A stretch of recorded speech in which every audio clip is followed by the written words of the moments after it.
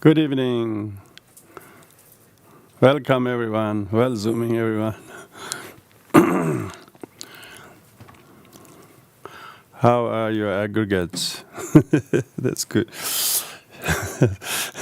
Everybody's aggregates doing well because they're all showing through the windows.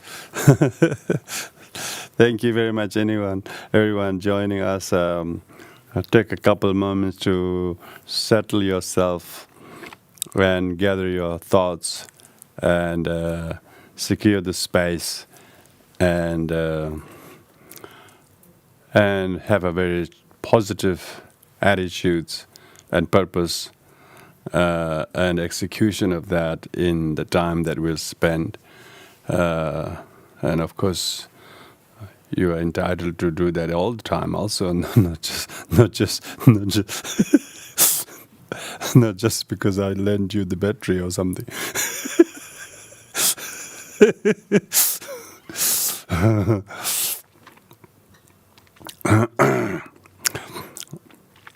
So, as everybody's familiar, we will do the refuge. It's a profound foundation, if not the main practice. Refuge. If we have refuge, we are always safe from everything, really. Even difficulties are a great cause of refuge. What is refuge if you have no difficulties to take refuge from? Difficulties are a tester of our refuge. A tester of refuge.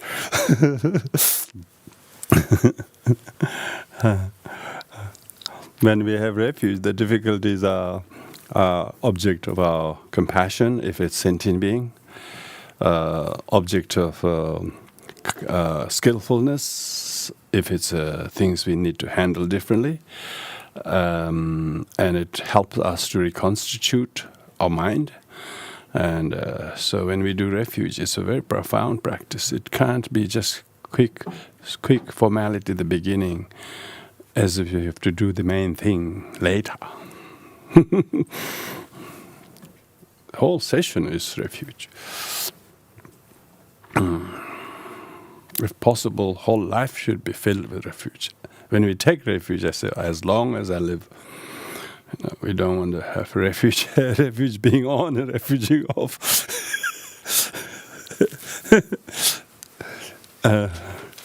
Always in refuge, Even in deep pain or deep difficulties, going through lots of pain or sickness or loss, the loss doesn't seem so defeating when you have refuge. So there's They say that when practitioner matures, they revalidate refuge every day, much more than they thought was a ceremony or meeting of the very special person or teacher.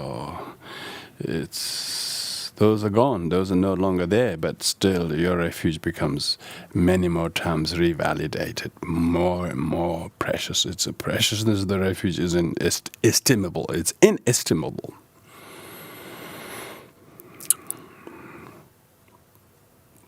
Particularly when it is our realization. It's not words, not theories, not concepts.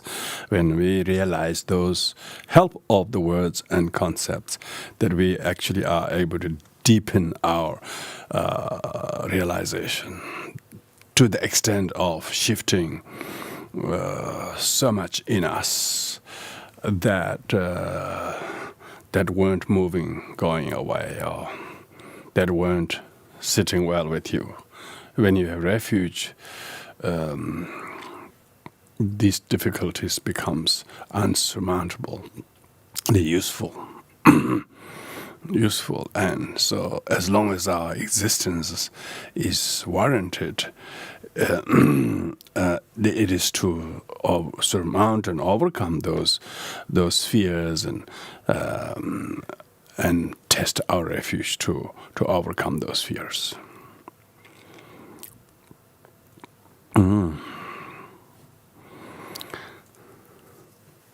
So to remind us to do that, let's do the formal chanting of refuge and 4 immeasurables as an extension of the wish to that those who haven't found refuge, may they be finding their way to do that, and through our tenderness, love, and compassion, and our own joy from the refuge. That our joy in the refuge is most important joy than anything really. All the other joys are very dewdrop-like. They just come and evaporate very quickly. The joy from refuge is inestimable.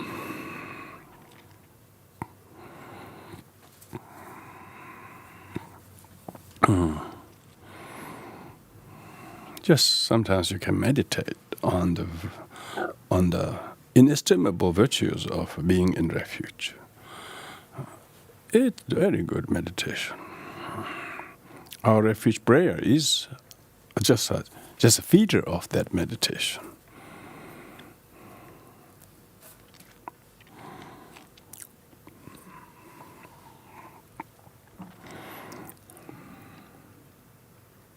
Then we have capacity to remain equanimous when things are not so going the way we want, but we learn to give up attachment, to have our way, just let go. Let alone the aversion. Of course, aversions never should be kept. Even you don't have to let go of aversion. It shouldn't be in your pocket.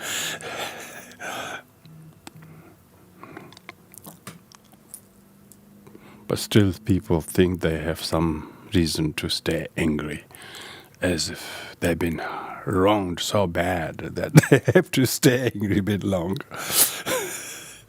They think there's some kind of strength or something, when it's actually stupidity. One who has a refuge, of course, 4 hours is too long to keep an anger, let alone a day. So that's the Bodhisattva's review, the Bodhisattva vows 6 times. They call 6-session yoga. And 6-session yoga actually means that you review your Bodhisattva attitudes and not let those angry thoughts, stay in your mind. If you keep long, they will break your precepts of Bodhisattva.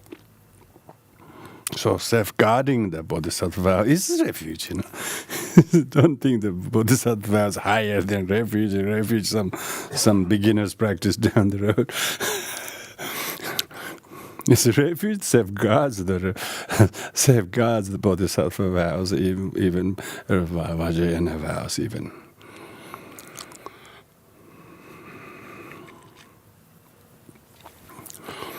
Oyenda Buddha Dhamma Sangha Atere Vijala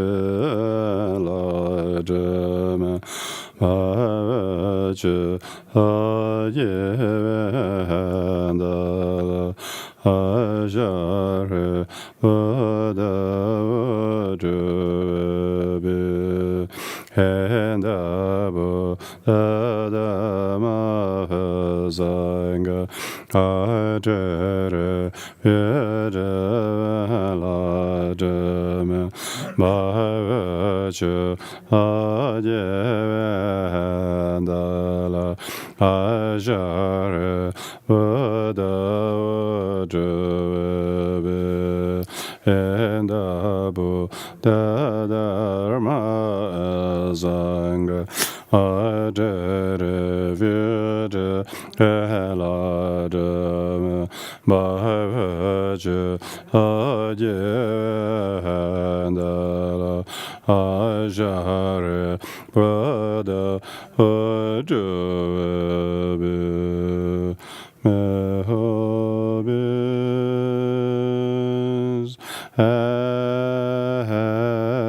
Happiness and the cause of happiness. May they be free from suffering, and the cause of suffering. May they never burn from the happiness that knows no suffering. May they dwell equanimity, free from attachment and aversion to those near and far. May all beings happiness,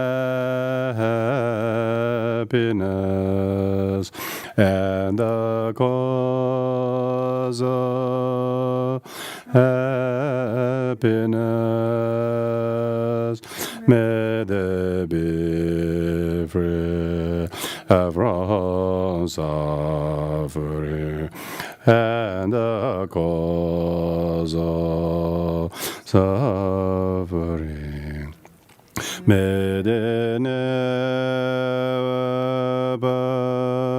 from the happiness that knows no suffering.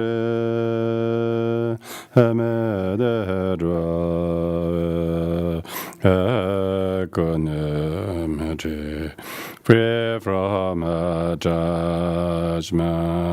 and aversion to the near and far. May all beings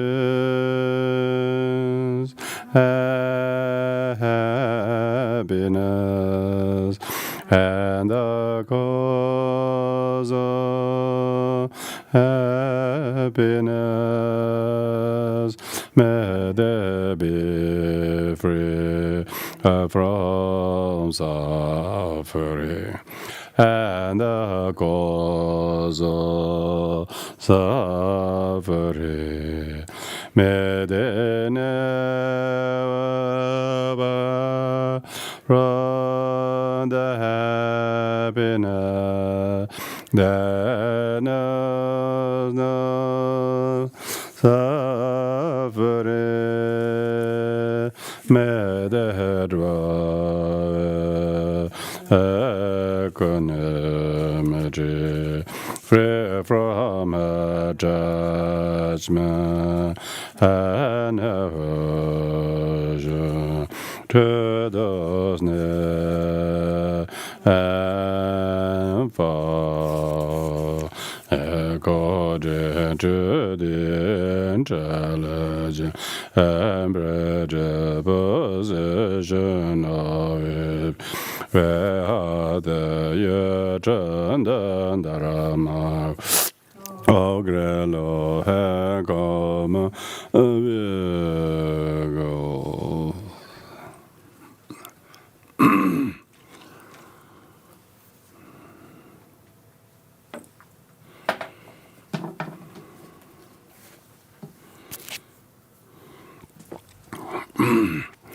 So, very good to have you all. Thank you very much for your attention and attendance.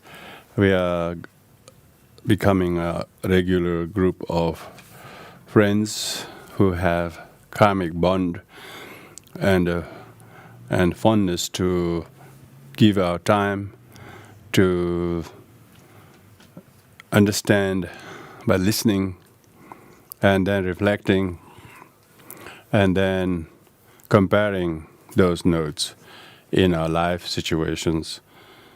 And through the help of writings of a celebrated Tibetan Buddhist scholar of 15th century by the name of Rongton Sheja Kunrig. And we have gone through this in the previous term, and now we are this in the second term, going through the main body of the text, which is going through the actual perfection of wisdom, usually constitute the 6 paramitas. And here, Rongton has a unique way of blending each of the paramitas, not just 6, but all 10 of them, in relation to the 4 Noble Truths. And so we have covered up onto the 5th last week. Now today we're going to start and go over the 6th paramita of perfection of wisdom itself. The perfection of wisdom itself, which very much by way Rongton has been explaining that each of these paramitas becomes paramita when it has the component of the wisdom. And Shantideva says in his 9th chapter that all the former 8 chapters were only taught so that this 9th chapter could be taught. If one doesn't understand the first 5 paramitas in a conventional practice in everyday life, then you wouldn't quite be able to bring on the wisdom. 6th perfection of wisdom itself, it's like the method and wisdom. First 5 is method, and 6th is the wisdom. The perfectionness of generosity, perfectionness of any of the other practices is only possible when you are able to have the wisdom, perfection of prajna paramita itself. Only prajna paramita makes dana paramita, as well as shila paramita, and so on.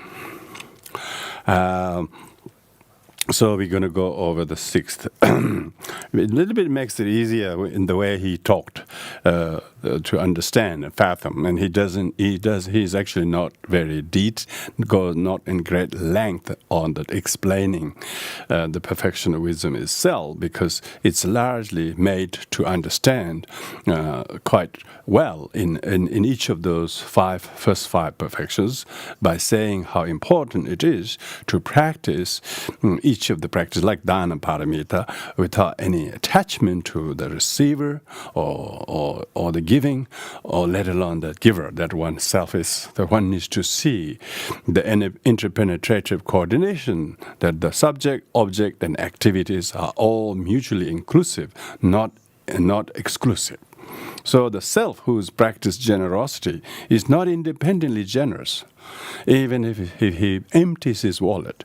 But he needs to have someone whose willingness to receive his generosity is received. So that explanation is very much bringing on how to employ the perfection of wisdom with dana.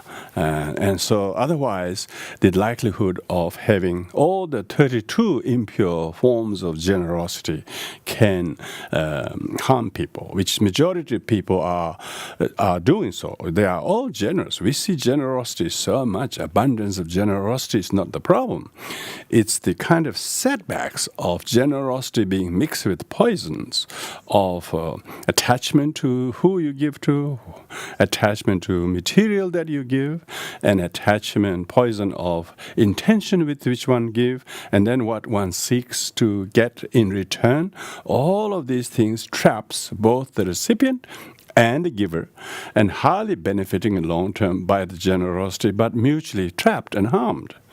So that's why the perfectionness of the generosity, dana paramita, only comes when you understand the need of the interpenetration of the 3 circles of the object, circles of the person who is the generous practitioner, and the circle of the actual generosity as the teaching itself.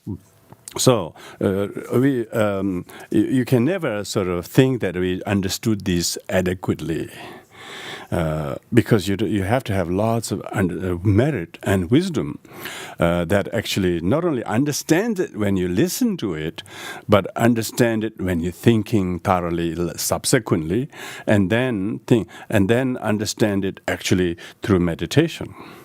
So that's why here it says that in order to armor your intention, firstly you have to armor your intention of practicing each of these paramitas.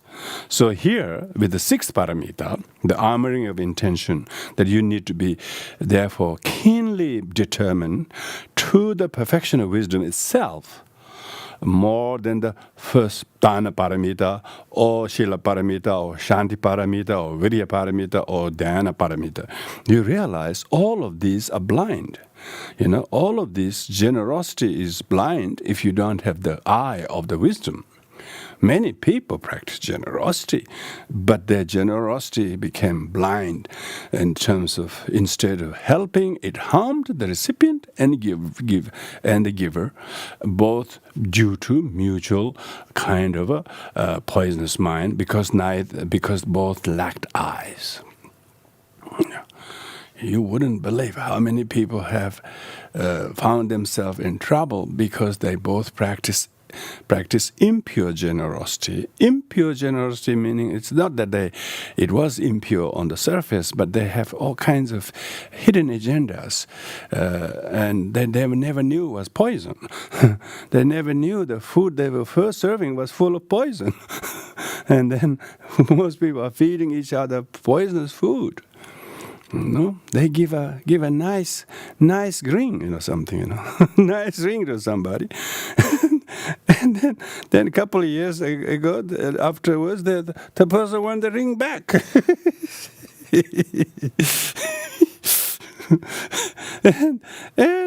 and they're both spending more than the ring is worth.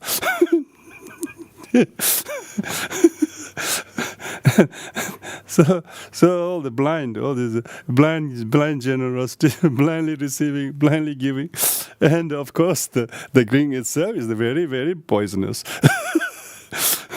They thought that will do the trick, but actually failed the trick. It caused more problem. Of course, material is pretty harmless from its own side. So most people's suffering between individuals are all giving impure gifts for whatever reasons. So that's why it says that you have to armor your intention so keen to know what is the perfection of wisdom that I make sure that I don't feed poisonous food to anyone in the future, let alone myself. And what is the transcendental wisdom that I should learn so that I practice a form of self-discipline that doesn't become cause of righteousness, that doesn't cause of judgment to other people. Lots of people are very, very, very trying their best to live by the precept, but they're really judgmental of other people. You wouldn't believe. That's so completely blind again. So their own morality become completely cancelled by the judgment of others, pride of theirs, contemptuous to other people, and putting down on other people. All of this. So most people's generosity or the discipline is completely cancelled by their own lack of the wisdom, the eye.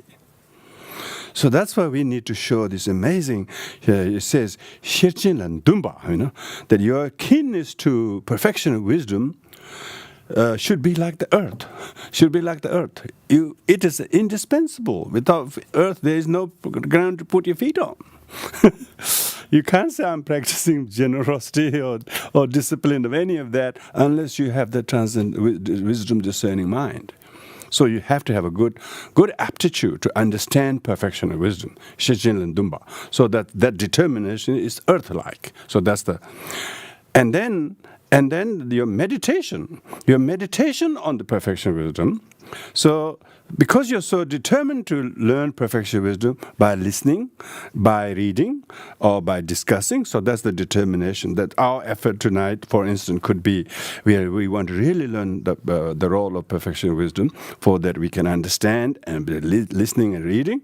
Then subsequently we need to meditate on the emptiness itself, like the gold, like the gold, like your meditation. All the meditations is ultimately aimed so that your meditation reach to the meditation perfection wisdom, because it's especially inside. Even calm abiding is so that you are able to do the perfection of wisdom. So the meditation should be so unalterable form of meditation. All the Vajrayana deity yoga meditations are all this meditation on perfection of wisdom in the form of deities, in the form of 6 syllables. Okay? People often misunderstand that deity, they don't realize deity is just emptiness made visible. Because we can't see emptiness. So the deity is so the people who forget emptiness. Thinking is nothing, and so they fall into nihilism. So in order not to forget that, you showed great devotion. The emptiness is the deity, yes. In Vajrayana, in perfection wisdom, emptiness is the deity of all deities. See, Vajrayana practitioners are not worshipping theistic gods. I mean, that whole emptiness is to cancel the ego. And you don't need a god to help to boost your ego. You need deity to empty the ego. It's not the deity but deity is emptiness. So your meditation, those of you who do meditation on sadhana, any form of sadhana, they're all meditation on perfection of wisdom in the form of the deity. So your meditation should be like unalterable, like a gold. Maybe you can't do more than half a dozen sadhana or more than 3 or 4, but those you do, maybe even just one major one, you must always have this kind of a immutable, like a gold, like quality. So it doesn't rust away, so it doesn't tarnish, so it doesn't prove like aluminum. So that is the meaning of the gold as analogy, or when you are when you're armoring your intention, determination, like the earth, to study and to understand, to comprehend perfection wisdom. That's and meditation on the meaning of the perfection wisdom, on the emptiness. Whether you do just Heart Sutra, even you just read the Heart Sutra. That's why all these Mahayanists recite Heart Sutra. Some of them do just Heart Sutra. That's it. Zens are pretty good. They just read the Heart Sutra, and if they all understood that, it would be good. The Japanese came to His Holiness Dalai Lama. They said, "We do this all the time, but we don't know what we're saying." It's so cute, But they haven't stopped doing it. Very good. That's very good. They haven't stopped reciting the Heart Sutra, even though they do the short version, not even the long complete version. Even they do the short version. They've been very faithful to do the short version. Very good. So the long version has just the kind of background of the Heart Sutra, who were there, what prompted the conversation and all of that, and then the prologue, and then I would say postscript of that is what was the result of the discussion and how everybody was delighted and things like that. So they chopped those 2 parts. Fair enough, but they still have kept the main body of the Heart Sutra. They always do it. And any Buddhist gatherings, they all do the Heart Sutra. You wonder why they're so non-negotiable not to do Heart Sutra. They always do the Heart Sutra in every Buddhist meeting. And that's because the meditation on the perfection wisdom should be immutable like gold. You should not substitute that with some drinks or something, some salt or something, And then the quality of your meditation on the perfection wisdom should be like a waxing moon, should be like a waxing moon. Of course, that's your merit and wisdom permitting. If you don't have a merit, your quality of perfection wisdom is not waxing at all. So the reason why your qualitative understanding of emptiness is not waxing, but instead you think it's empty, it's nothing. You misinterpret the emptiness. It's because you don't have sufficient merit. When your merit is insufficient, then the wisdom don't progress. Here the analogy, we have one analogy for each of the perfection. So here the perfection wisdom analogy is medicine. The real medicine of Dharma is the perfection of wisdom. If you don't have the wisdom, you're blind, basically. So those three, the determination to study the perfection of wisdom, and your good intention to meditate on the perfection of wisdom should be immutable like the gold. And then the quality of the meditation perfection of wisdom should be progressive, making progress, making incremental progress, like the waxing moon. So these are the first three analogies as we have been talking.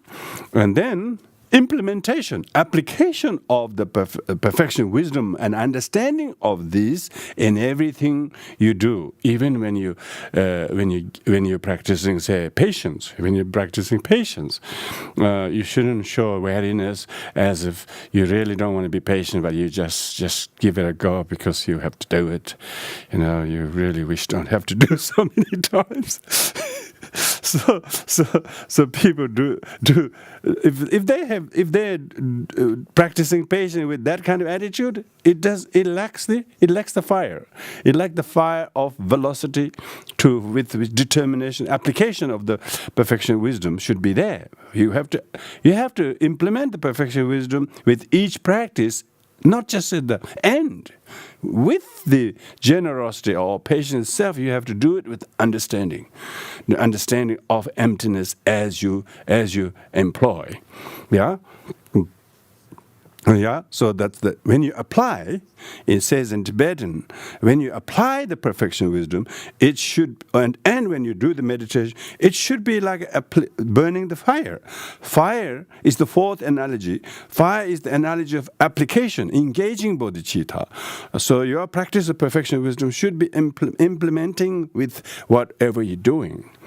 So when you have that, then you can understand the concept of what we call laying the foundation of the perfection wisdom of the Four Noble Truths, laying the foundation of Four Noble Truths. Yeah. So lack of perfection of wisdom or lack with the wrong view is the true origin of suffering. All the origin of suffering is the Kunjung Dempa, we say, is the true source of all suffering is a wrong view and mistaken wisdom, yeah, which is completely erroneous views. Erroneous views, thinking self is name, self is aggregates, and feelings are permanent and things like that. All those four erroneous views are the true origin of suffering. Yeah. So that's the noble truth of origin. Then any suffering that you have in life is therefore is the truth of suffering. So the truth of suffering is because we have erroneous views. Not because you have difficult people in your life. Ordinary people think they have difficult people in their life, therefore they have suffering. But true origin of suffering is no, you have four erroneous views, which is quite opposite to the four seals of the Dharma.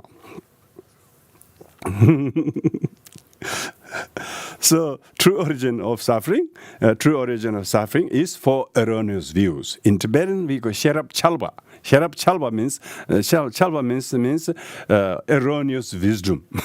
So, because people who have views, they don't think they have wrong views. They think they got the right view, but their right view is righteous wrong view. Righteous wrong view. Righteous wrong view is the true origin of their suffering, and suffering is the truth of suffering. So it's not hard to have suffering.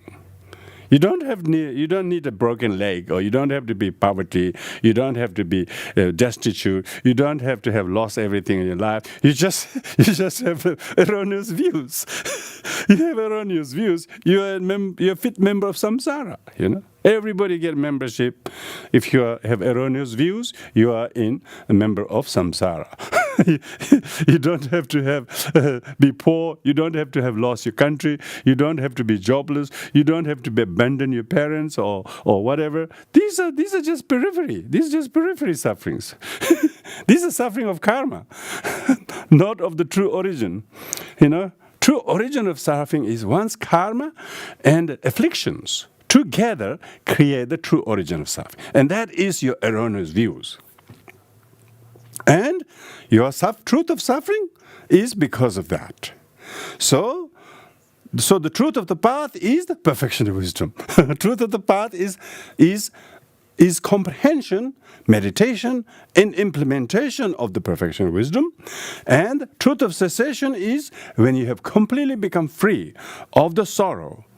You have completely become free of sorrow that is consummated under the sway of the erroneous views. You don't have any of the erroneous views. Absence of the erroneous views, which means talva, means you become completely separated. You are away. You have completely part. We call parting from the four attachment. Yeah, if you have attachment to your view, you have erroneous views. So you shouldn't say, I got the four right views. Who is I who has the right view? Is the possessor, or all of this has to be parted, So the devoid of suffering and sorrow that stems from the true origin of suffering, which is the erroneous views, is the true cessation of the truth of the cessation. And this truth of cessation, to realize truth of cessation, you need the guidance of the spiritual friend, remember? So Rongton says he would not repeat it because he's already explained 3 types of spiritual friend: the enlightened spiritual friend, human spiritual friend, and self-realization spiritual friend. In the end, you have to rely on the last. Sure, we already have enlightened friend, spiritual friend, the fully enlightened Buddha. He taught his scriptures, and we are all born out of his speech of the Buddha. By learning the thoughts and words of the Buddha, we understand. And so therefore that comes from the unbroken lineage or transmission of the succession of masters. And even though those masters are human masters, but it's through their succession of their lineage we get to receive the actual teaching of the Buddha. So therefore the enlightened teacher, human teacher, we call, but of course, Rongton used enlightened Kalyana Mitra, human Kalyana Mitra, and self-realizational Kalyana Mitra. Word Kalyan means virtuous.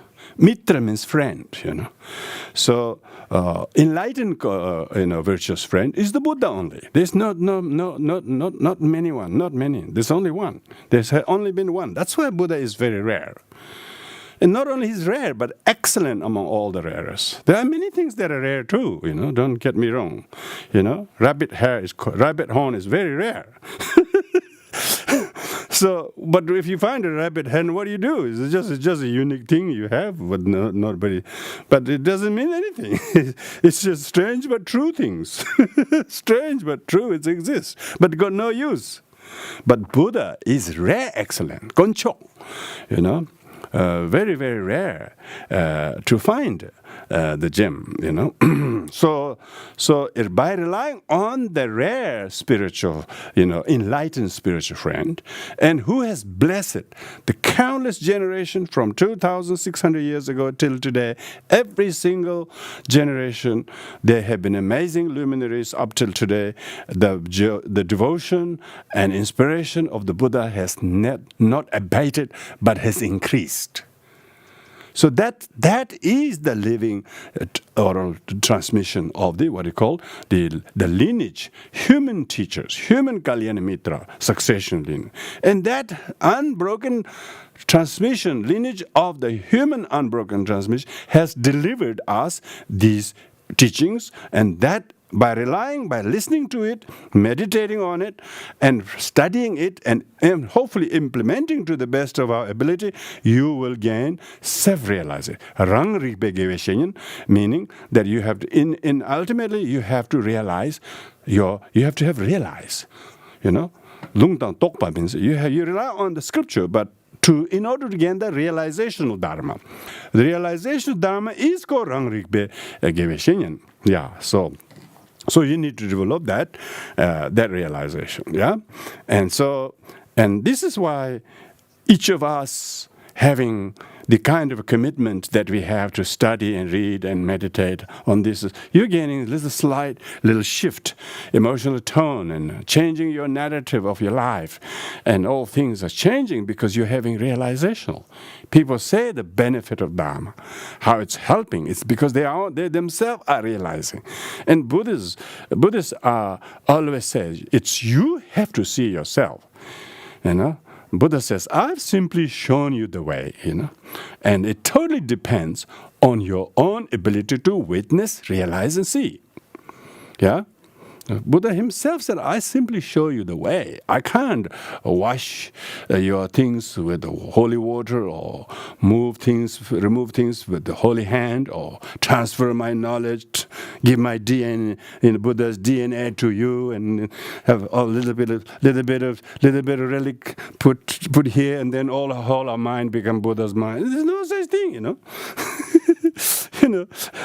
no such thing. But it's the knowledge. We're talking about the culture of the knowledge. Culture of the knowledge has to be set in your milk to make yogurt. So until you say, I made yogurt from your culture, it set so well. That's good. Until you have made your own yogurt from the culture that your friend gave you, you wouldn't realize how important that culture is.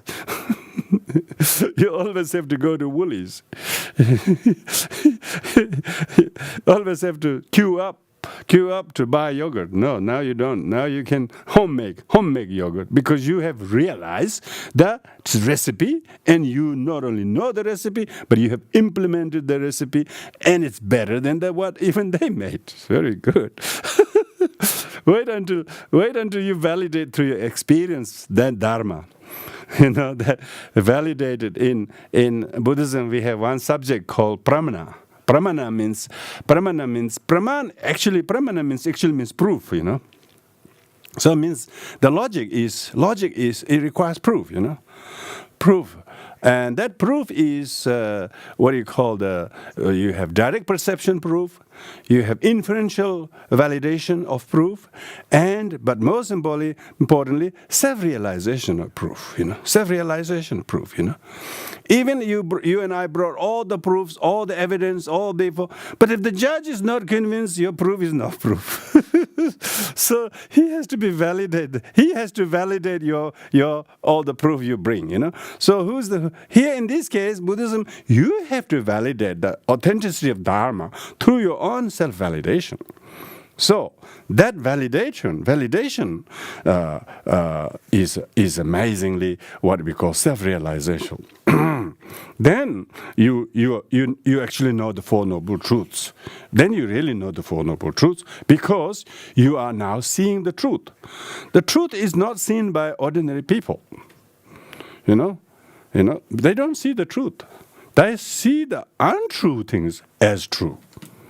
They see the mistaken things as true and not truth as truth. They don't see the suffering as a fact of life. They think it should be despised, should be denied, should be resisted, should be fought against it. They have that kind of a approach to suffering. The holy beings who have this realization of Dharma, they see the suffering. They see the suffering as not something to resist. Suffering doesn't exist in its own space. If there is a place there has suffering, we just don't go there and go somewhere there is no suffering, so the suffering wouldn't come. So that suffering actually does not exist. See, when in the Heart Sutras they say there's no suffering, there's no origin. What does it mean? There's no origin. When you see the truth, of the emptiness of suffering, then there is no suffering. Why? Because you have the realization that things are all exist due to many causes and conditions. When you know how to uncause the causes condition, then you know exactly how to realize that. So that's why it says, just going back to explain a little bit about importance of the wisdom. Wisdom rely on study. Yeah, wisdom rely on study. Study will teach you the meaning of the words and their etymological meaning. And by contemplating on the etymological meaning of the words, you understand their meanings. And then by meditating on meditating on the meaning, then one experiences the realization. One can then gain realization of emptiness. So, without study, you don't know what that word means. So, study can boost your conviction, and by contemplating on the boosted knowledge, will clarify doubts. And when doubts are removed, then you have the attention to meditate on fixing your attention on the subject, and then you directly discern the meaning of things as they are. That wisdom one will fathom the nature and meaning of all phenomena. How phenomena are mainly compounded and therefore composites. There are no phenomena that independently exist by itself, even without label. It doesn't even have a label to exist. A thing only is relatively existing only when thing is named.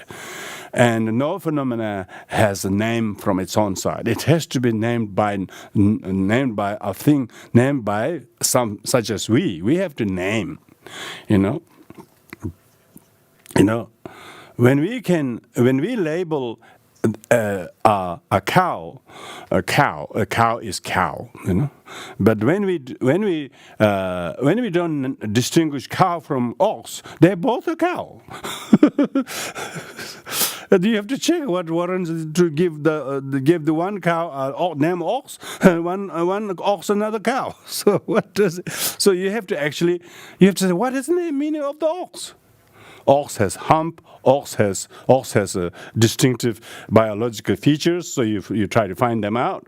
But the human beings have to make those definitions. What constitute, and what is a cow? You have to say what a cow constitute, and so all the definition and the meanings, and then you can fathom their nature, their relative meaning, as well as their ultimate meaning.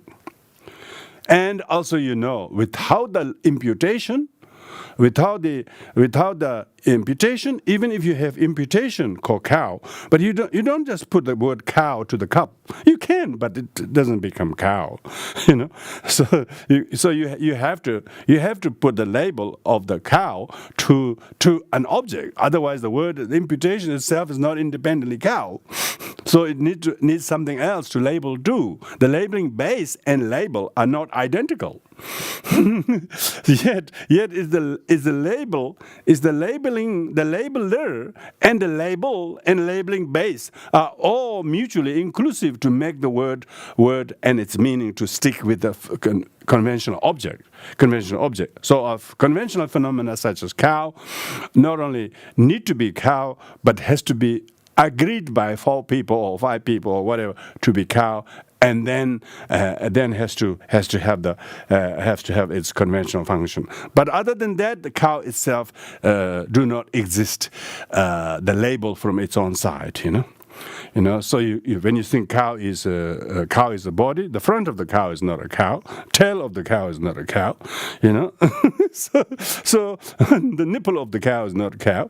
So what part? The whole of that whole collection of that thing is a cow, cow. So therefore, you see the empty of the cow in the label, in the composite of the whole, but it's just convention. Other than that, it is empty of the cow, even from the cow its own side.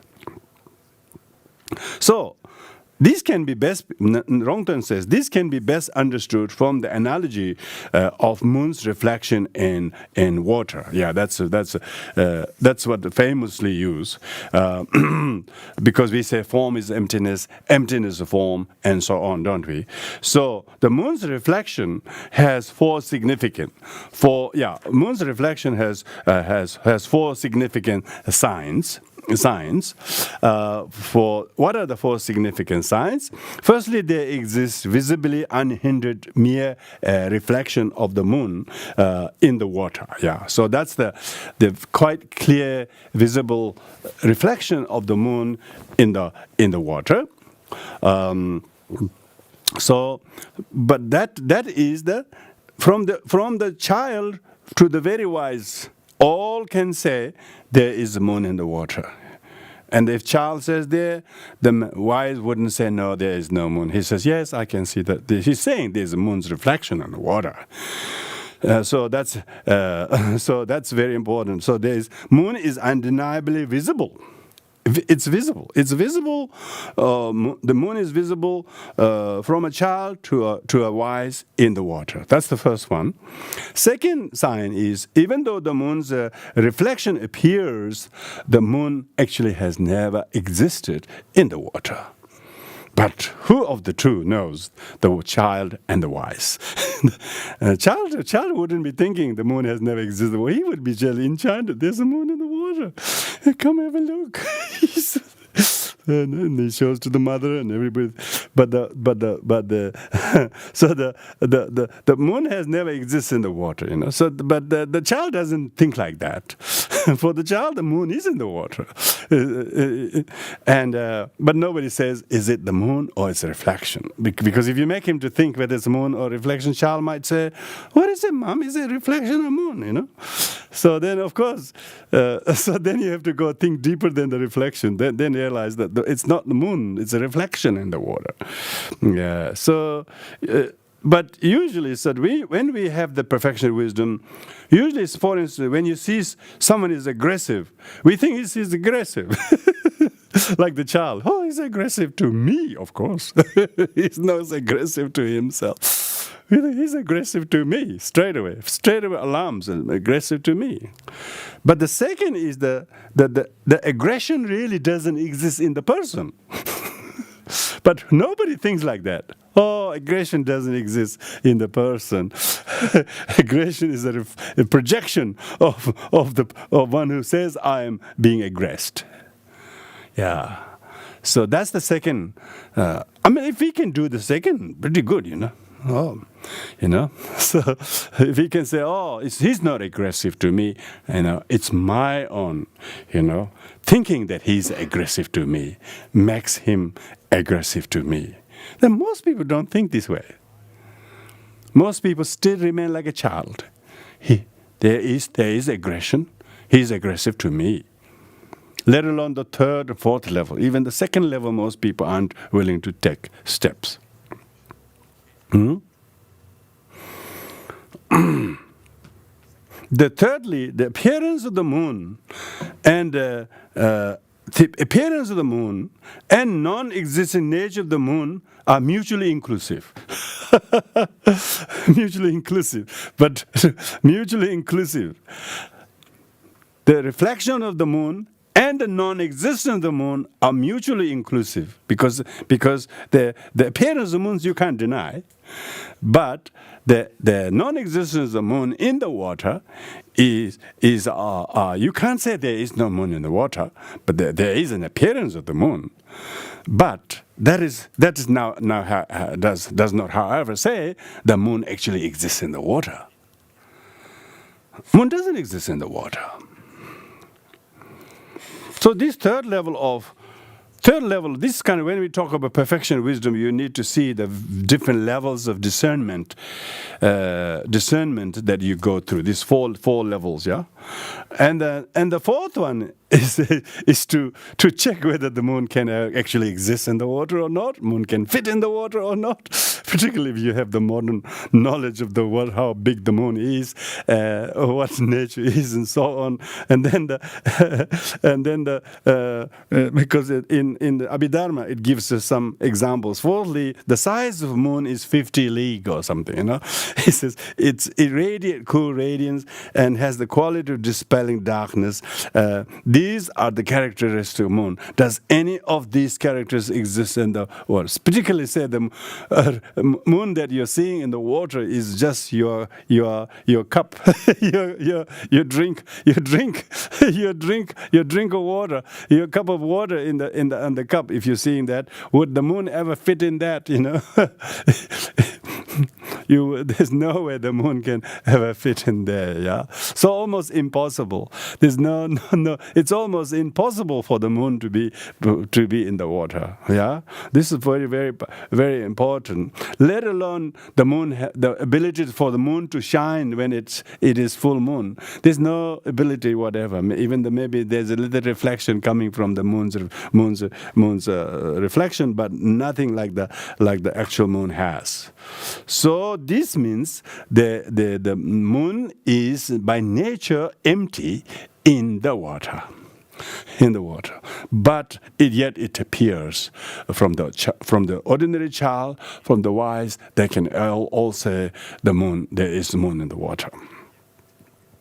Of course, the wise wouldn't say to the child and the crowd, there is no moon in the water. There's no. So that is saying, yes, there is moon in the water. So you say, oh, yes, there is suffering. Yes, there is origin of suffering. Yes, there is a path how to end this, and slowly, very skillful. And then, yes, there is no moon. There's no real suffering at all. Of course, you don't say there is no suffering too early. That's why in the first sermon Buddha gave, he said there is the four truths. There's suffering, there's origin, there's path, there's amazing kind of path that fixes all the problems. He said all the four things does exist. That's what people complain to the Buddha.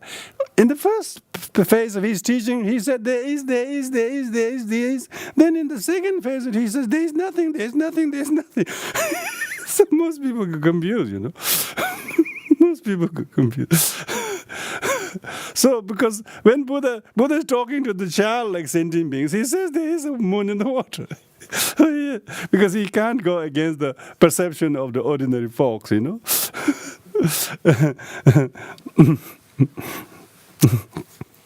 So like that, when you and I are learning this perfection wisdom, we need to also utilize that what you saw in your father or in your mother or in your husband or in your life or in whatever, you thought it was him or them or what they did. That was the problem, And we constantly think that is the problem, And that's when we are a child. We don't have the ability to look at three higher levels. We can only see, yes, he did this to me. That's him. So they say, I don't like my nose. And so people think they're their nose, and they really, So people think of their height being them, or their shape being them, or sometimes they get really excited because they like their shape, But then realize their shape is not permanent. Then all of a sudden the slim become sloppy, slim become very, very round. So then they realize their form is not permanently anything like that, and then they discover their form is neither this particularly this size or that plainness or that straightness or that fairness or whatever. All forms are just like the reflections, So they don't really last. They don't really truly exist. That is permanent. So when Buddha taught in the beginning, he says everything's impermanent instead of saying everything's empty. Which is, so saying everything is impermanent is a very mild form of saying everything is empty, because things were there but does not truly stay the same slowly. So that what you saw is now empty of existence in the youthful body. Say when you think you are youthful, but when you no longer have youth after 40, 50 years, by the way, if you don't know that, 40, 50 years is pretty good demarcation to tell you're not a youth. So you were youthful, but after you turn 40, 50, there is no sign of youth left. There's a middle age, probably even crisis coming up. So you can see, and then not only that, after 45, once you turn 60, there's no middle age. You are in almost like the end of the leg. You're in the last phase of it. So empty doesn't mean, maybe you can see, the child does see the moon in the water, but when he really grows spiritually and emotionally, he sees the moon. There's no way the moon can ever fit in the water. But yet, why does the moon appear in the water? He will then start looking at it. Likewise, we also emotionally grow to know that our Father isn't what we thought he was. We don't think we no longer think he's abusive or aggressive or this or that. This is just what we imputed, what we labeled him. He doesn't know you have all those labels in your head. He'd be disappointed if you think that one. Particularly if you voice your afflictions of him or her or yourself. Some people have this feeling, I'm what I failed, or I am what I didn't get to do. I'm one who's so anxious. People always see the moon in the water. This is the problem. When they don't have the perfection of wisdom. So they exaggerate. And so that's why we need to understand, how can we possibly understand the moon's reflection with 4 significant signs as gradation, 4 stages of realizing the perfection of wisdom. First, the moon is undeniably visible to all beings in the water, from child to the wise. Second, the primordial moon has never existed in the water. Now we got to, when we're improving, we got to think like the second. Moon has never existed in the water, in spite of its reflection. So someone has never been that aggressive as you think, even though you thought he was, and then you realize, I was totally projecting my own ill will or animosity or disrespect or someone. When you don't like someone, you start seeing everything that's unpleasant. So that is the why I was seeing. And so then there wasn't anything like him that is he. It was all to do with many causes, condition, and so then you are able to use that analogy. Thirdly, the appearance of the moon and the non-existent nature moon are mutually inclusive, so they are very inseparable. So that's very good. That's you're giving the cause and condition of everything. So there wasn't a lack of cause for you to see. You have aggression, you have fear, you don't like him, you have negative thoughts about him, and as when you have all these things happening, then it camouflaged and therefore manifests there. Fourthly, the size of the moon and the action of the moon or function of the moon, all of these 3 characteristics of moon lacked in the moon that was in the water. So that means one now knows that the moon itself is totally empty of any of the 3 characteristics of the moon that you thought was in the water. Likewise, you're also able to see the emptiness of the object. And when you are able to do this, in short, since it lacks the nature of the moon, it is empty of moon's nature. Empty of moon's nature.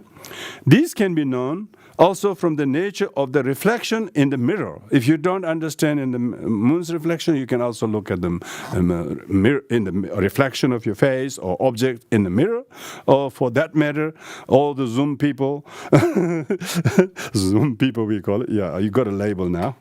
Now there's a label called Zoom people. all the audience in the Zoom, we're all looking at this screen, and we all think that you are here. Of course, we know that you're not here, and you know that I'm not here because you're here. You're here. Might be in Queensland, and I'm not in Queensland. That's Sweden. I know that. I'm even about to tell I'm not here. I'm not even here. How could I be in Queensland? and let alone being in America, where Christine is in America, I have to be in America. I mean, I can be in all this. If there's 30 balls of water on my table, there will be 30 moons. There will be 30 moons. In each of the cup there will be me. So all these appearances are revelation. How these are all manipulation of through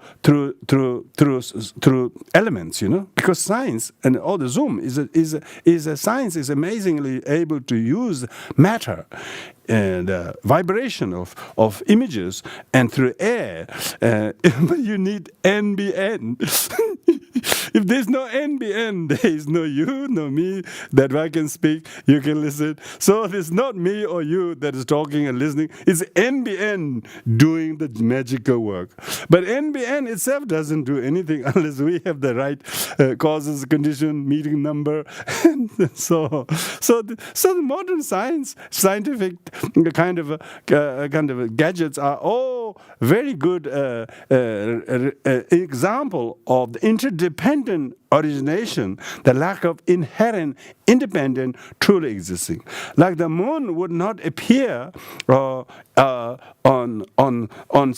the cow dung, but if there is a little bit of a sort of water in the cow dung, even cow dung will reflect the moon on there if there's water there. So it's like it needs many causes and conditions, but nothing independently exists.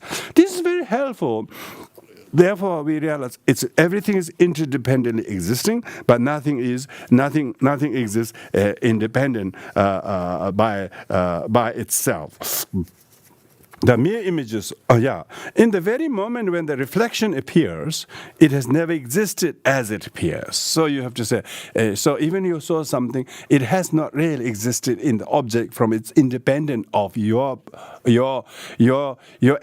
opinion of it. Because if you haven't got the thought that it exists, there is no existence. All existence are only merely imputed by mind giving our thought. Since the appearance of the reflection has never existed in that nature, the appearance and emptiness are inseparable. By knowing the characteristic of the nature of the reflection, one comprehends the lack of moon that is similar to the reflection in the mirror. Likewise, you can use other analogy like rainbow, Jansungipe, like a rainbow analogy. Mere image of the bright varieties of color in the rainbow appear without obstruction. Of course, there's a very, very beautiful explanation why rainbow appears. As soon as the rainbow appears, it has never existed in the realm where it appears. If you weren't standing where you're standing, there is no rainbow where the rainbow looks. So rainbow isn't a stagnant thing that actually is over that house and that house. If you are not standing there, there wouldn't be that. You see, so rainbow doesn't exist objectively on a particular location. If it's a particular location, then it would be there, visible from any location. But no, you got to be in a fixed place from where then you is visible because of the angle. Yeah. It will be known that there is no established existence of the definitive color if one knows the definition of the color. Similarly, the mere appearance of the images of all phenomena, not just the rainbow and moon in the water, in the mind, from form up to omniscience, exists without obstruction. So you can also experience various rainbow-like kind of apparition in your father or yourself or your mother or your loved one or your hated one. So you should say, oh, why am I seeing this? I'm standing in this awkward posture. That's position. That's what I'm seeing this. So it's very good analogy, you know. Good analogy. Why you're seeing is not because the rainbow-like father is not in the object, but where you're standing and what kind of attitude or what kind of narrative which you happen to be looking at him. It's very important to do that. You know, your narrative. If you change your narrative, you will see different things in the Father. You will see different things in your childhood. You will see different things when you grow. Similarly, the mere appearance image phenomena. So at the very time when images appear in the mind, it has never existed primordially in the actual nature, mode of existence, and mode of reality. It is empty by its own nature, and not as if it became empty because the mind dismantled our pre-existing nature. So you don't have to dismantle it. You just have to know why I'm seeing what I'm seeing. By the time you do that, you wouldn't be so affected one way or another by seeing the apparition. You just have to know it's an apparition. It's amazingly, that's what the transcendent perfection wisdom is. When you're meditating, you gain insight. The object is not identical to the object from its mode of reality. It's mode of appearance. The mode of appearance is determined by mode of seer. The seer, persons who mode of seer, it makes the mode of appearance. You know, that's what they call even in the modern world. You know, they say beauty is in the eye of the beholder. I mean, you know, that's a good eye of the beholder. They don't quite say beauty is the mind of the beholder. It's so cute. They give a lot of credence to the eye, don't they? So here, Buddhists also give lots of optical analogies, like rainbow, moon's reflection, cloud, dewdrops. These are all optical analogies that are domain of your first sense organs. So, of course, beauty is in eye of the beholder. But wait until it's a music. If it's a music, you gotta borrow two different eyes and hang it on this tendon. The ear. So then you have to say, oh, music is an ear of the listener. Maybe don't you say that? Yeah, you should say. Good music is in the ear of the listener. And so that means aggression is the mind of the observer. Aggression is the mind of the observer. Yeah, aggression is not inherently in the object. Yeah, so very good. You know, aggression is not in the object. Aggression is the mind can be mind in the observer. It doesn't have to be mind of the observer. You know. Mind. So that's the choice, you know, because it's the opinion of the observer. That's why he is entitled to change his opinion. The most people are locked in. They have framed up the opinion. That's it. Put a picture, paid $40 to the picture frame place, and they framed up. That's me. And they put on the wall, and they don't want it. They think you can't deframe it. They don't think you can change the photo in it. They think they're stuck with all these old photographs. All these moon photos, all these moon's reflection photos, keeping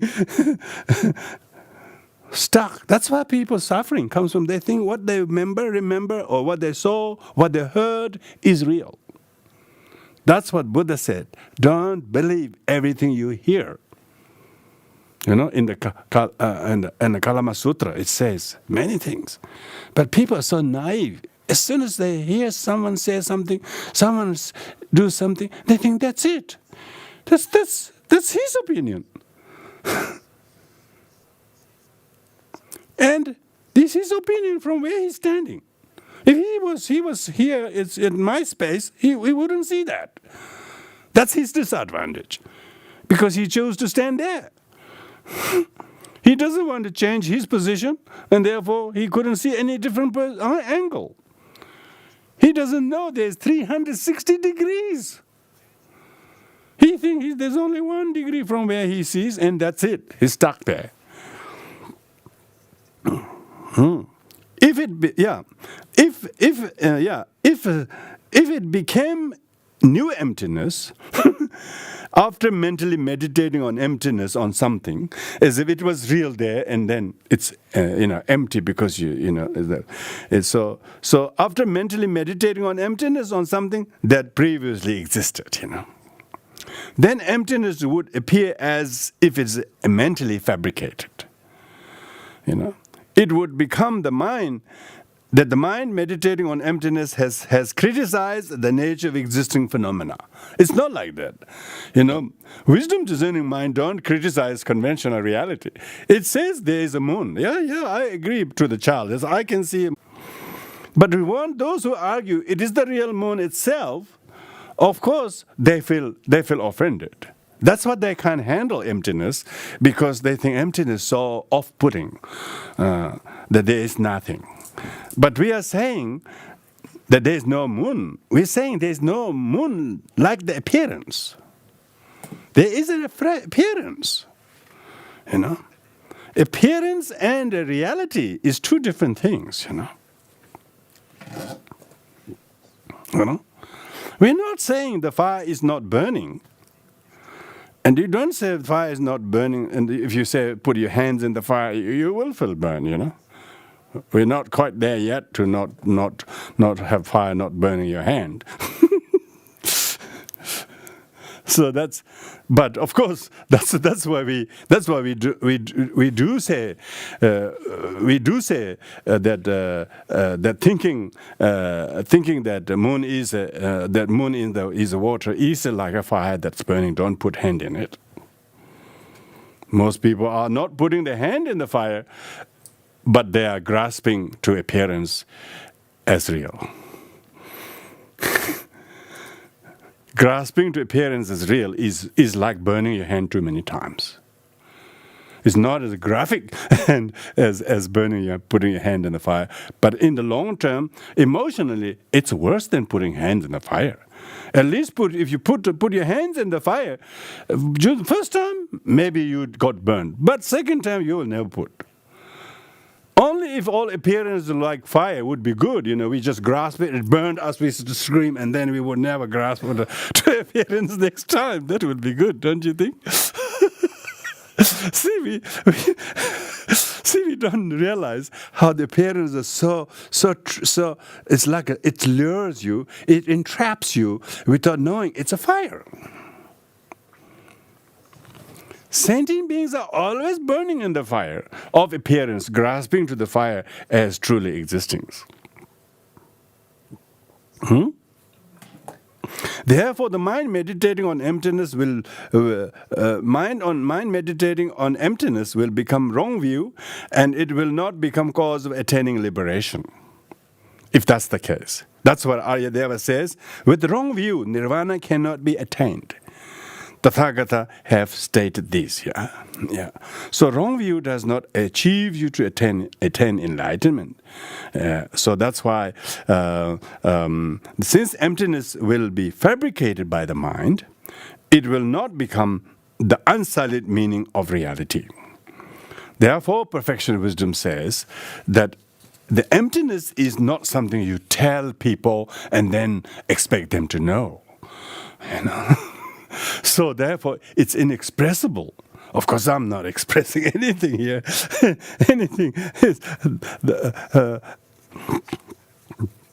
So, whether the Tathagatas have arisen or not, the reality of all phenomena will remain as it is, The all appearances are by nature empty, and they are inseparable, since the appearance itself is by nature empty. The appearance itself appears because it is not what appears. All appearance means it wasn't there and then it appeared. So existing things has to be either permanent or non-existing, If it's permanent, it doesn't need to appear and disappear. There is no change from appearance to non-appearance. But if there is a shift from non-appearance to appearance, then the appearance itself is production. Whatever is production is impermanent. Whatever is impermanent is empty of inherent existence. So before there was something, and then it came something. So it means the thing didn't exist in there at the beginning or at any time. But something all of a sudden changed. So therefore, it's a result of product of change. If it's a product of change, the produce will be change. Produce will be change, and produce wouldn't last. Produce wouldn't last to remain the same. Because what would be the purpose of it? It's to remain the same. In any production from the factories, they quickly put through the process and they put in a bottle, then put a box, and then at the last, before it goes, it put the expiry date at the bottom. So, as long as the product is product, maybe it will good for 2 years. After that, it's nothing. so there's the best before means worse after. So it won't be that after this date, Modern products are very good teaching. I always buy things by looking at the date of expiry and smile. Oh, this is good teaching. Oh, this is good teaching. I wish our mental attitudes, our emotional problems were dated, expiry date.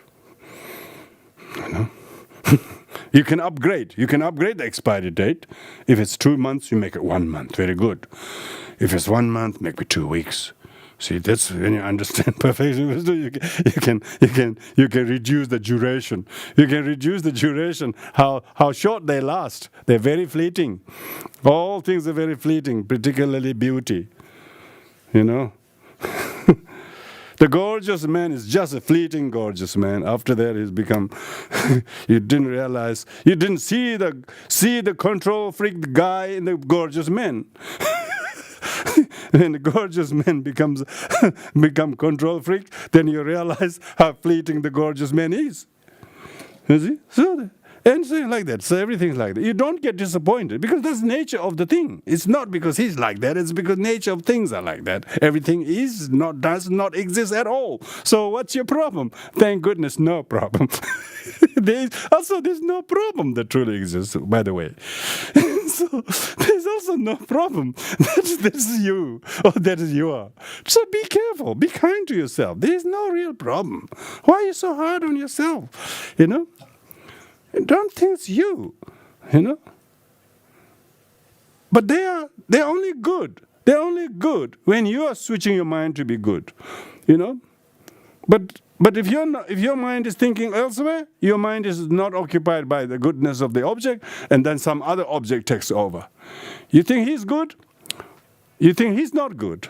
Your good is not always with the same object, or different objects. One moment is good, one moment that's not good. So what is dictating that? It's showing that thing itself like any independently existing thing. Yeah, so whether you are still a child that says, oh, beautiful moon in the water, it's just don't realize there's not even a moon, let alone a beautiful one. So all the adjectives you put to the objects are a sign of still being stuck being a child. So the perfection of wisdom is therefore, it says, therefore putting aside the appearance, there's nowhere to search for emptiness from elsewhere. The appearance is the very emptiness. That's why form is emptiness, emptiness is a form. The form it's referring to is the appearance. So when you meditate on deity, the deity is the form we're meditating, so that you realize the emptiness, If you don't have deity yoga, you don't know how to meditate on emptiness. And that's why as early as 2nd century AD, the whole development of the emptiness teaching in the form of the deity yoga practice as it was taught in the first become syllables or dot of light or something like that slowly, because people are so used to worshipping some divinity in India particularly without any symbol to deify it, they all felt very difficult to practice meditation. That's why the whole practice developed from that. If one comprehends the definition of all these appearances from the very outset, one will comprehend their emptiness. Therefore, the analogy of medicine is the analogy of the perfection of wisdom. When you understand this teaching of perfection of wisdom, the emptiness has been revealed as wisdom that comprehends the lack of nature of existence from the very time of appearance of all phenomena. So you don't have to empty what doesn't exist. You just have to change your grasping. You just have to stop the grasping. Now we're meeting Xianbei Qing. That's it. You're not bound by the appearance, but your attachment to them, they are real, does bind you. So that's why we need to let go the grasping. So when you let go the grasping, that is seeing the emptiness and form are mutually inclusive. So you're not losing the appearance. So that's why you have to keep having the deity yoga meditation, form of the deity, and yet remembering this emptiness. And then this, therefore, have something depending to your level of progress or lack of progress. You will need that. Some people don't need deity yoga, depending to their predisposition, or they develop very well. Develop this very well. So therefore, it is believed that whatever medicinal ointment is applied to, so that when you apply this emptiness understanding mind on all appearances, you will not develop grasping. You will not grasping. Developing grasping to the appearance doesn't mean you deny appearance.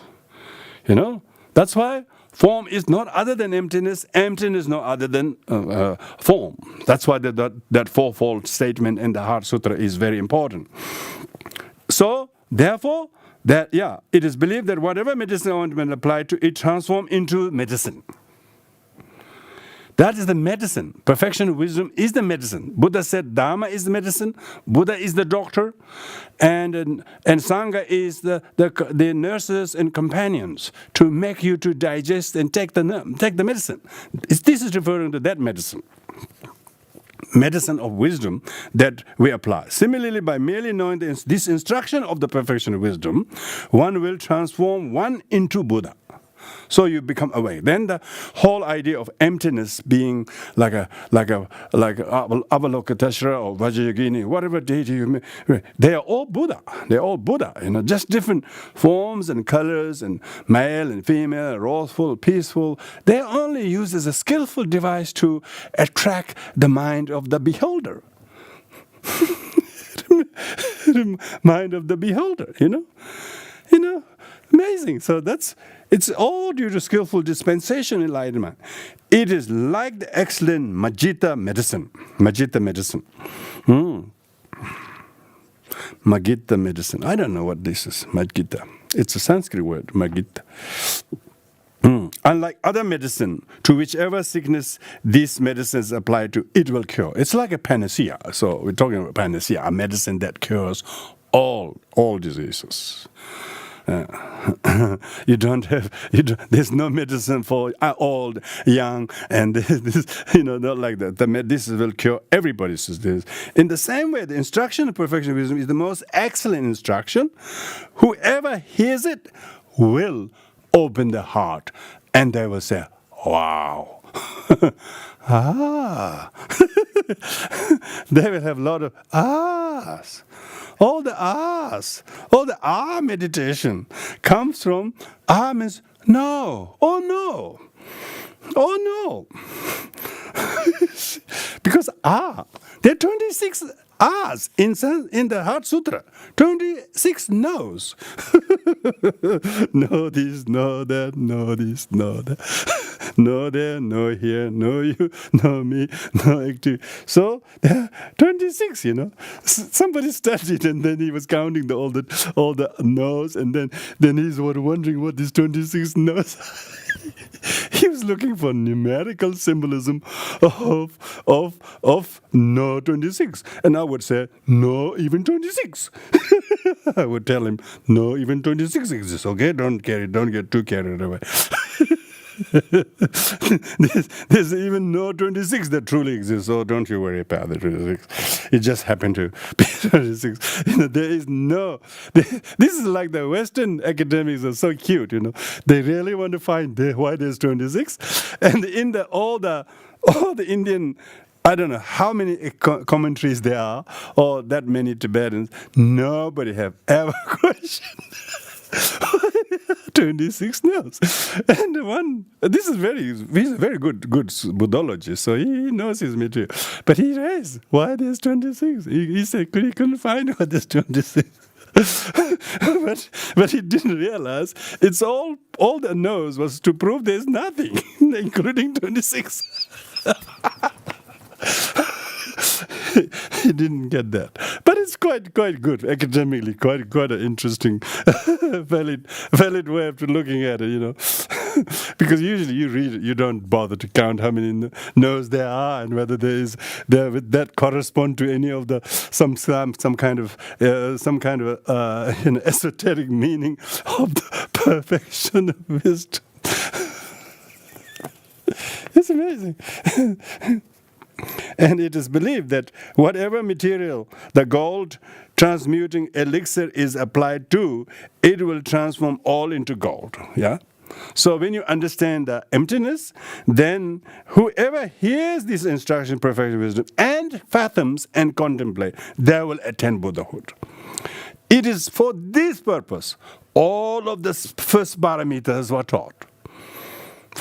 Otherwise, you don't need to teach any of the 5 paramitas. You wouldn't believe how much generosity there is in society, how much self-disciplines are there from the army barracks to the communist. You wouldn't believe how many people observe so many meticulous disciplines.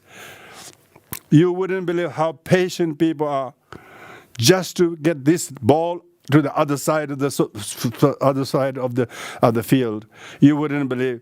Even though there's 15 other people, I wanted all trained to stop you taking it. Still, you're so determined to take the ball over there. Don't you think we have enough patience, enough diligence, enough discipline?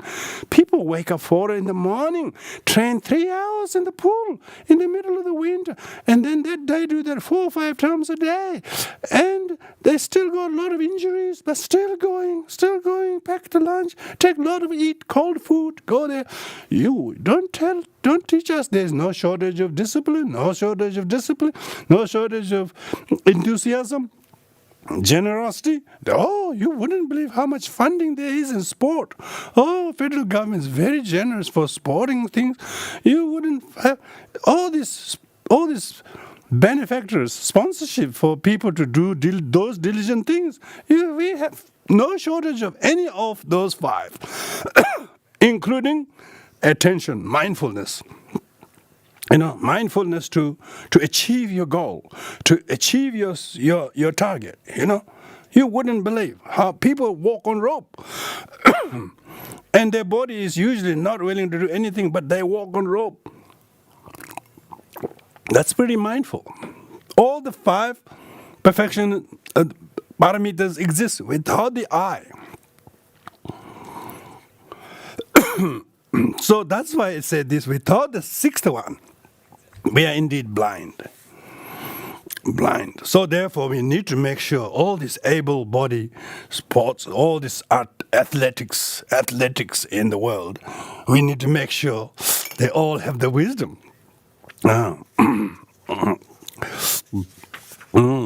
So, if doubt arises when one practices this, some people may say, "Oh, why we talk about emptiness so much? There's a lot of real things to do, you know." If doubt arises when one practices, one should employ three examinations. Read the brief, medium, and long teachings of the exalted virtuous friends and realize them. So there are many different lengths of perfection wisdom. Yeah. The long one is the 100,000 verse long, 100,000 verse long, and the medium one is 25,000 verse long. That's four volumes, and then the short one is 8,000 verse. That's 8,000 verse. One huge volume. Yeah. Clarified doubts with human virtuous friend. Yeah, you should first read the long, medium, and brief teachings of the exalted virtuous friend. That's the Buddha. You know? That's the Buddha's, the enlightened Kalyana Mitra. You should first read his words, because that's why they took great liberty to translate, they great liberty to sponsor and all of that, because they wrote Buddha Vachana. Every word of Buddha is worth countless. You know, you don't have enough money to buy for it, you know, if you want to pay. It's so precious. That's why people wrote in gold. You know, there are 12 volumes. Almost every monastery's got a 12-volume gold, or if not, at least gold and silver. One line in gold, one line in silver. You know, each volume is nearly like 30 over kilos, very, very heavy, you know. Even those poor monasteries up in Mustang, the monasteries got not really even a good, decent drink of tea. You know, they're fairly thin water. But what the sacred texts, what they have, are priceless. They would never think of material things, material value. These are words of the Buddha that are so precious, written in gold and written on amazing handmade paper, you know. So some first page is the first few lines are solid gold, you know, solid gold, and amazing, inscribed in solid gold. Why? Because they think so precious words of the Buddha, Buddha Vachana. You know, every word of the Buddha is like a pearl of wisdom. Of course, they are. And then when you have clarified those meanings that you don't understand, and that's exactly what Rongton is doing. He's explaining those very long texts in this very short discourse.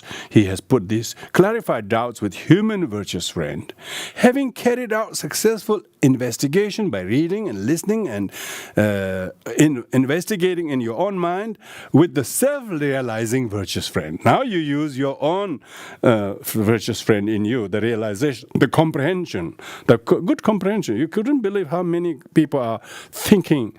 I mean, you wouldn't be listening to this teaching night after night if you don't have something happening, some realization happening through the Dharma, through the study, that you are actually acquiring a noble friend that is in the heeding to these very teachings. So that's a virtuous friend in the making, yeah? Self-realizing virtuous friend in the making. Understand and remedy your conceptualizations. He said very good. So now, whatever you understand, don't just think theoretically and understand, but remedy. The medicine, remember, medicine has to be applied into all the cuts and bruises that you've been suffering for long. You don't get this tube of ointment and then put in a medicine box and never open and never put on the balms and never put on the bruises and wherever it hurts. So you need to apply the medicine wherever, whatever conceptualization, the attitude, the perceptions, narratives, storylines, and those wherever the hurts, you should apply that medicine. Remedy the conceptualizations. Wow. Your conceptualization, your grasping, your attitudinal fixation are the ones that need to be unfixed, that need to be completely removed, empty them out. By understanding all phenomena as nothing but like the moon in the water, your conceptualization too are illusion. Do whatever one can to benefit beings with this understanding and the 5 perfections we have above discussed. Affix the seal of transcendental wisdom of non-objectification.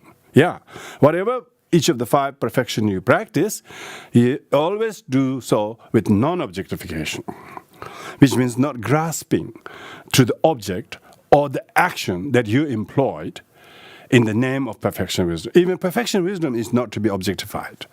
Yeah. You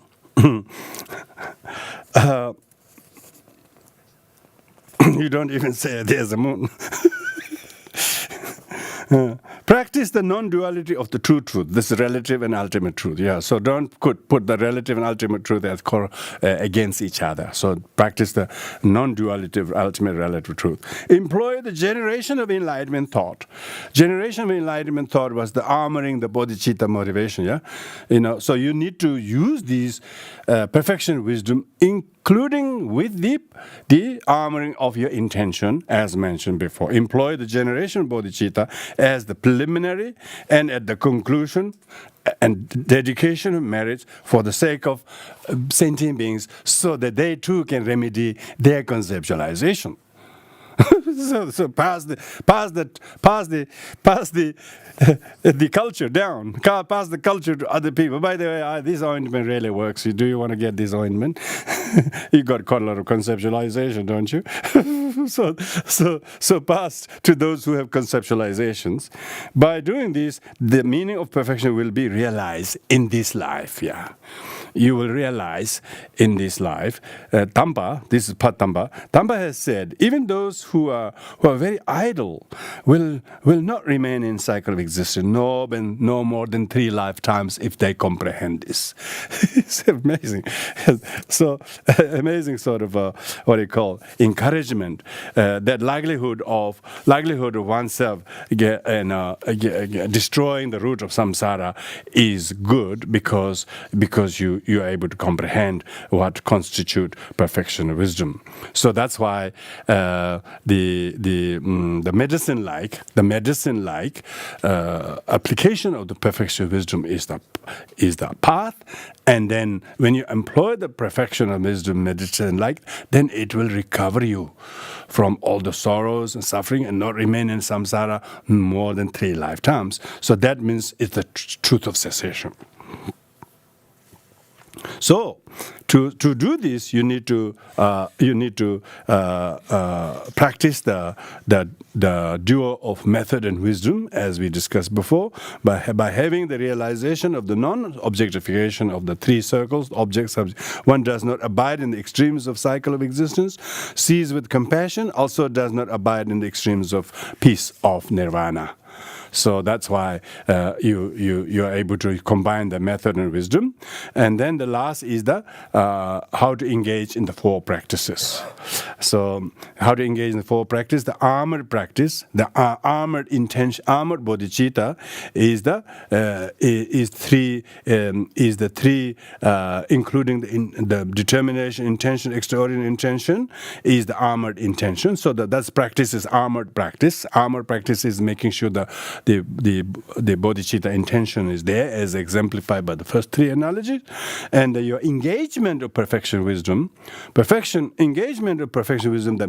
medicine like perfection wisdom should be like fire. You shouldn't say, I can't apply emptiness meditation on this. That emptiness meditation should be some reserve and some very, very extreme problems or something. There shouldn't be anything with which you don't employ perfect emptiness. So that's engaged practice. So armored practice is the 3 intention. Engaged practice is the implementation of the actual perfection wisdom. Then the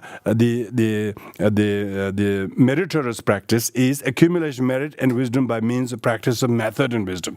When you skillfully use method to guide others who don't see the emptiness out of compassion, but employ your wisdom to work with that, is accumulation merit, because your merit is not your merit is tailoring you to work with the fellow sentient beings, methodically speaking, and that is the compassion. And then you're also implementing the wisdom with that as well. So that's the meritorious practice. So armored practice, engaged practice, meritorious practice.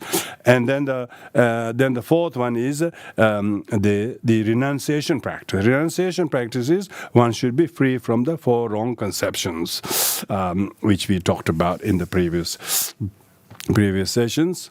So that is the sixth and perfection wisdom, which one needs to employ with all the first five perfection wisdom, which we have already been talking. But here it highlights how the perfection wisdom is the medicine that one needs to employ with all the others. So that concludes the first six perfection wisdom. Of course, Rongton is discussing the perfection wisdom in context with the 10 perfection wisdom. So we'll come to that next week onwards. Thank you, everybody. So that's all. That's all for the time being. Thank you.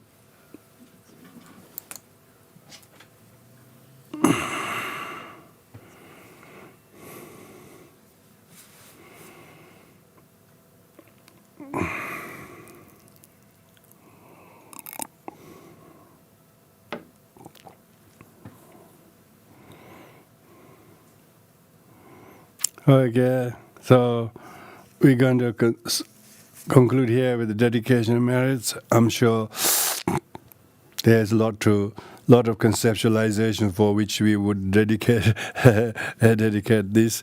I think conceptualization is probably more important than sentient beings, because sentient beings are none other than our conceptualizations. So there are no real sentient being who's a problem. It's the conceptualization of them.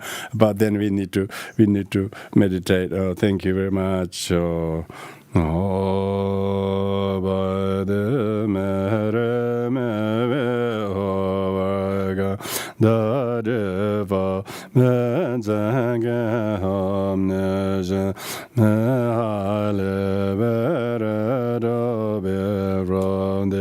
Ocean Badodesene Herenda Mahayana Trichen whatever Merera Mehobe Begas den levels to the Mahayana Trichen courage Manjushenode Azama Rabadadelawa follow it all the example I shall dege all the mere Medezalembo de Jeda Teba Vedanayadaza where has been born my head angry freely with the generation.